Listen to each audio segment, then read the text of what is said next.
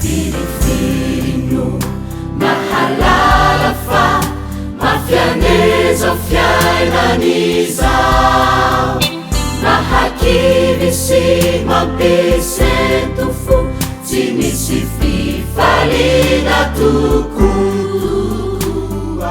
Hadisy ny fitiavan-tena manjaka tsisy fetra, move zao no sitraky ny tompo atsika sao hoe io lay fitsapana. Fa ny androtsika ety tsy mba maharitra odory, fa napetraka oety isika olombelona. Fitsapana tena mahamay iainantsika eto izao, faretana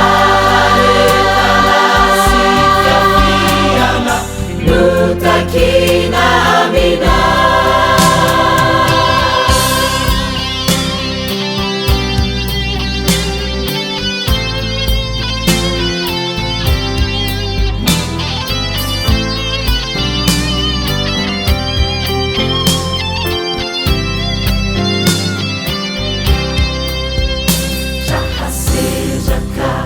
Mahamuifu sesonu fikiru mafi, fizireriani nu hafaka manarina si mapichaka